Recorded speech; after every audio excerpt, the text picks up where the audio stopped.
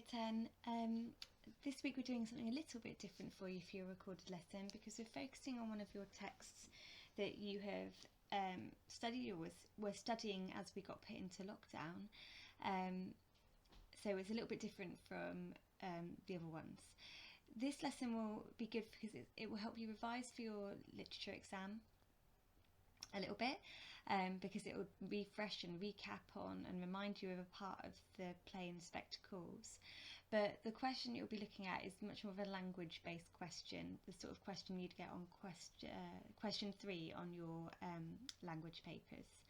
So we're going to read an extract from the spectacles, look at a question that you could get on the question 3 and think about your response, and start doing some analysis again of the language and structure and what that may suggest. So some things are a little bit different and some things will feel quite familiar with these lessons.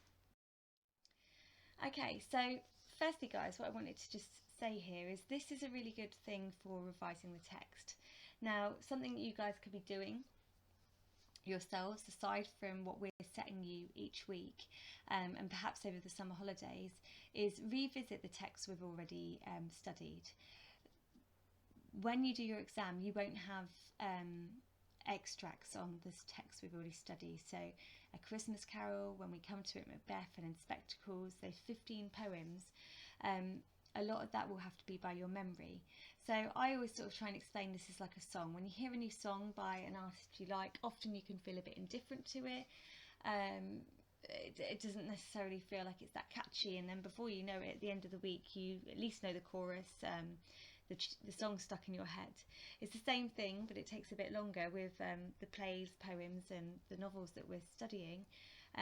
If you can, over the course of the next year, read those a couple of times, so you're becoming more familiar and more confident with them, that would be brilliant. Because what will happen is, like in this question, you've got how does Priestley create tension at the end of Act 2 and in the Spectacles. Hopefully lots of you are like, oh yeah, I remember what happens at the end of Act 2.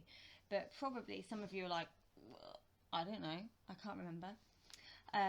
Or you're not feeling that confident. So it would be an easy thing for you to do and to know that you're helping towards your GCSE exams. And we do have, a bit more time on our hands than usual. So this would be a great time to do it when you have this chunk of time, especially over the summer holidays when your work from us will die down. It's something to keep things ticking over. So we're going to look at this question and we are going to pull it apart as usual. Now, whether you get a literature or a language question, this is a good technique to do, even if it's just highlighting the key words, because hopefully you'll be more and more familiar with doing this, and it will just be a case of drawing attention to these key words for yourselves. So the first word, as usual, is that word how. It comes up a lot, and as soon as you see it, it should be a siren for you to go, okay, I've got to talk about the language, techniques, or the structure, and in the case of a play, you might want to look at the stage directions that the writer has decided to use. And the writer has decided to do these things, which links us to this word create. And I talk about it in every one of these PowerPoints, we all do, is that this should remind you that these writers are deliberately choosing words and techniques and making their characters a certain way deliberately. Okay, they've not just happened to do it, they've not copied real life people. They might be inspired by events that are happening when they're writing, or people that they've met, or things that are happening, but they are made up. Okay, these are crafted, constructed pieces of writing. As we said, when you wrote your story, for example, the other time, you were trying to think about what choices of language you were using.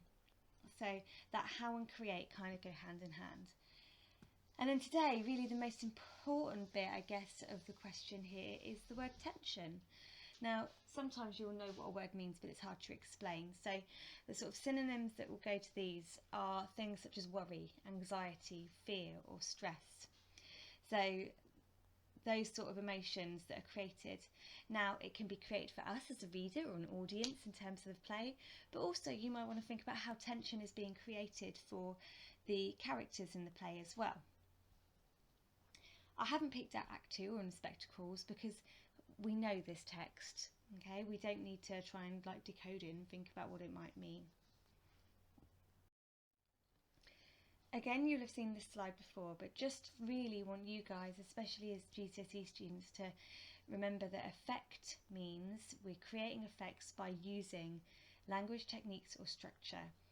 The things that are a little bit different when looking at a drama text could be techniques such as the stage directions, the exits and entrances of characters, for example, and they could be things that you could look at that often link to structure, really. Okay, so we're going to have a look at the extract at the end of Act 2. This is, for those of you who just need a little bit of a refresh, is the bit where the inspector is questioning and interrogating Mrs. Burling, and we know that Mrs. Burling at the beginning is described as a cold woman, and she does not accept any responsibility or association to Eva Smith and what's happened to her. And at this point in the play, we've had a little bit of a build-up of it. We've heard about her, how she wouldn't support the girl for her charity and why, and we're now coming to the kind of climax of Act 2, and where really the tension gets to a high point. If we were sat in class, we would probably have all selected parts we want to play, or you would have been forced to have a part because nobody wanted to do it. But we would all read a play in parts, and somebody would be doing the stage directions. Unfortunately, you've just got me sat with my laptop, so I'm going to try and read it to you guys. Mr. Schwartz, I'm sure, won't be impressed by it, but hopefully it will just refresh it for you, and then we can start picking it apart and looking where that tension is created. So bear with me. You're not even sorry now, when you know what happened to the girl. I'm sorry she should have summoned to such a horrible end, but I accept no blame for it at all. Who is to blame then? First, the girl herself. Sheila, bitterly, for letting father and me have her chucked out of her jobs. Secondly, I blame the young man who was the father of the child she was going to have. If, as she said, he didn't belong to her class and was some drunken young idler, then that's all the more reason why he shouldn't escape. He should be made an example of. If the girl's death is due to anybody, then it's due to him. And if her story is true, that he was stealing money? Well, there's no point in assuming that, but suppose we do. What then? Then he would be entirely responsible, because the girl wouldn't have come to us and been refused assistance if it hadn't been for him, so he's the chief culprit anyhow. Certainly, and he ought to be dealt with very severely. Mother, stop, stop. Be quiet, Sheila. But don't you see? You're behaving like a hysterical child tonight. Sheila begins crying quietly. Mrs. Burling turns to Inspector. And if you'd take some steps to find this young man, and then sure that he's compelled to confess in public his responsibility, instead of staying here and asking quite unnecessary questions, then you really would be doing your duty. Don't worry, Mrs. Burling. I shall do my duty. He looks at his watch. I'm glad to hear it. No hushing up, eh? Make an example of the young man, eh? Public confession of responsibility, Certainly, I consider it your duty. And now, no doubt, you'd like to say good night. Not yet. I'm waiting. Waiting for what? To do my duty. Now, Mother, don't you see? But surely, I mean, it's ridiculous. She stops and exchanges a frightened glance with her husband. Terrified now. Look, Inspector, you're not trying to tell us that my boy is mixed up in this? If he is, then we know what to do, don't we? Mrs. Burling has just told us. My God, but look here. I don't believe it. I won't believe it. Mother, I begged you and begged you to stop. Inspector holds up a hand. We hear the front door. They wait, looking towards the door. Eric enters, looking pale and distressed. He meets their inquiring stares. Curtain falls quickly. Okay, I hope I didn't blow your minds too much with my amazing acting there. But hopefully that's helped you sort of remember that scene. So what I would like you to do is to spend 5 minutes or so. If you've got a print out of the extract or your own copy of the text, then that's great. If not, just do a bullet point list or jot down some notes about the words or phrases or sentences or stage directions that you think are best at creating tension, because that's what our question is looking at. So as I said, write them down or highlight them. If you need to spend a little bit longer, you can, and then I'll go through some that I've picked out with you.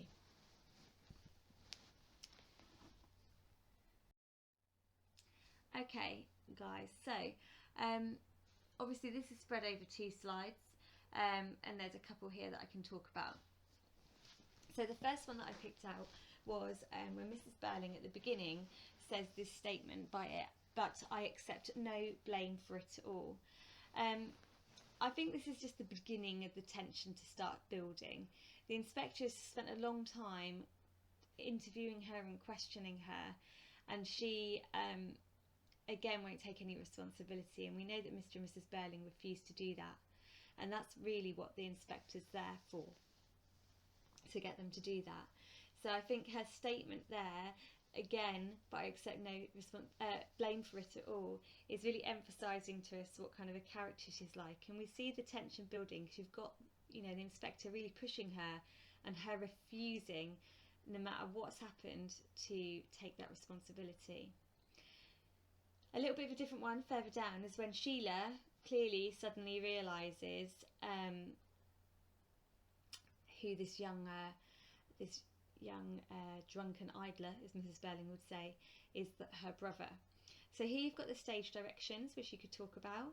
You've got the with sudden alarm, and you could focus on that word sudden, that this is something that surprised us, caught us, and she outbursts with it, which is going to create tension. We already know, hopefully you remember, that the relationship between the children, Sheila and Eric, and her parents, is one where the parents expect to be respected. They don't want to be questioned. They expect their children to sit there and be good little children, even though they're young adults in their 20s.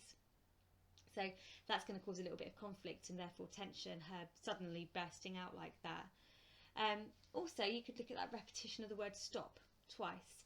They are commands and instructions. You could say they're imperative verbs, which again might be seen as disrespectful to her mother and a little bit rude, which could cause some tension, but also it's an outburst. It's like a sudden realisation, and we need to think as an audience what she has realised. Now, some of us, as we read this, might realise at the same rate as Sheila, that it's Eric. We might have realised this a little bit earlier and picked up on it because obviously they've been working through the family. And some people don't get this until right at the end of Act 2, where it's really, really obviously stated. As a teacher, it's quite nice to watch when the class are reading this and see the realisation as people clock on all at different points. But if we are at the same point as Sheila or a little bit ahead, the writer's actually using a little bit of dramatic irony here, because Mr. and Mrs. Burling still do not know, but we do, and that creates tension. It's creating tension for the characters because Sheila's realised something, Mr. and Mrs. Burling haven't. So Sheila's going to be really, really stressed about that, and it creates tension for the audience because we want to know how this is all going to unfold. Okay, so the next bit I've picked out is this sentence from the inspector, and I think this slows down the pace a little bit. This sort of list of 3 questions, they're not rhetorical questions because Mrs. Burling answers them, but he's almost deliberately in a long list of 3, drawing attention to the things and reinforcing, well, Mrs. Burling, this is what you have said, and it's about to happen. She's kind of written her own future and her own punishment really with what she said. So I think that repetition of 3 questions really builds up the tension, because we're waiting for him to do what Mrs. Burling has kind of like cursed her son with. And then finally, a little bit different is this inspector's line, to do my duty, which I'm going to talk about in more detail. This is going to be the one that I'm going to write about today. Okay, so we're going back to our usual sort of way of preparing for this. Now, if you had the extract in front of you, you'd probably be able to do little quote explosions sort of on the extract as you went through. If you're in a pressurised exam condition, it's nice to do it like this though, and sort of train ourselves in analysing the language. So before I talk about the actual quote, just notice that I've written down the word tension in the bottom corner. I've started to do this a little bit because I, as you may have noticed, I can ramble on a bit. Sometimes when you're really getting into doing your analysis and talking about a quote, you can start to lose focus on what the actual question's asking you to do. And in exam conditions, we don't have time for that. We need to make sure we're being really precise. When we're doing our in-depth analysis, every single word is counting. So we need to remember that. So first of all, let's look at this verb do. So to do something. So clearly is an action. I think it's a verb that really shows the inspector's certainty. He is going to do this. It's not like, oh, I might have a chat with him and see if I can find out what's going on. It shows his certainty through that action. He is going to take action. Before we look at the length of the sentence, let's look at this noun, duty. Okay. Now, Mrs. Burling used this word several times when she said that the inspector had to do his duty. And really here, I think it creates some dramatic irony because she used the word, and we already know that he is there to do his duty. We know exactly what's happened with Eric. He uses against her and repeats her own her words. So it's almost like this idea of being responsible and honourable and doing what the right thing is, which Mrs. Burling's so ironically desperate for the inspector to do but doesn't do herself, is now being used against her, which I think creates some tension as well. We're waiting to see what happens. Which brings me to this short sentence. Now, these abrupt, shorter, direct, to the point sentences are a common feature of the inspector. He speaks this way all the way through. He is not a man who's up for a chit chat, is he? He doesn't want to engage in chat about golf. He won't have a drink. He takes his role very, very seriously and wants to keep a clear head. And this is another example of him doing that. The only time he actually doesn't speak like this is where he does his long speech at the end, which I think therefore has more impact, because he hasn't spoken like that with such passion much throughout the rest of the play. Now, we never want to talk about a sentence if we're just going to say it makes us want to read on, because it doesn't. The fact that a writer uses a short sentence doesn't go, oh, that was exciting, I think I might read on. We need to be able to write about it if we think it's an effect. And I think it's just quite cutting and abrupt. He's about to do his duty. He's about to unveil everything and ruin Mrs. Burling's evening anymore. And we are waiting for that. And that very short cutting sentence leaves us hanging a little bit, which I think creates some tension. So what I want you to do now is to do the same thing. Pick down one of your quotes. You can go back and pick one of mine if you want. I did pick sort of perhaps some not so obvious ones, some of them. So copy down your quote, do your own quote explosion. If you want to do 2 or 3, so that then you can pick your best one for when you do your paragraph, then that's absolutely fine as well. So you can pause here and spend a little time working on your own thing. Remember though, focus on how is it creating tension. Okay guys, so hopefully you've done that now, and we're now at the point where we're ready to write. So here is my to do my duty paragraph, and all my ideas written up. What I'll do this week is I'll just read through it all in one go and then just go back and draw some attention to some of the bits that I've done. Priestley builds tension for the audience as Act 2 draws to an end. This increases as we and Mr. and Mrs. Burling realise that the inspector will not be leaving and is staying to do his duty. This abrupt sentence creates dramatic irony for many of the audience that have worked out, along with Sheila, Eric's involvement with Eva Smith. We intensely anticipate their reaction when they discover the truth. By Priestley getting the inspector to repeat Mrs. Burling's use of the word duty, it lets them take the high ground in this confrontation, suggesting he is taking the responsibility that they have failed to do. In addition to this, the verb do emphasises the certainty of this as we tensely await Mr. and Mrs. Burling's reaction. Okay, so I just want to draw some your attention to some of the things so you can focus on these things when you're writing up your paragraphs as well. So the first one is the reference to the writer. Now you can say the writer builds tension, or Priestley builds tension, or tension is created when the writer does something. But if you can, in your opening points of these sort of essay style questions, whether for the language or literature paper, then referring to the writer will really show the person marking your work or the examiner next year that you know that this piece of writing has been crafted, that the writer is doing something. Don't start writing about it as if it's a real story, okay? So that's a really good thing to try and do. What I've also done, and this is tricky, okay, it looks like it's kind of easy, but you know, I even have to sometimes stop and pause and think about how I'm going to blend my evidence or my quote into the sentence with my point so it like flows as one sentence.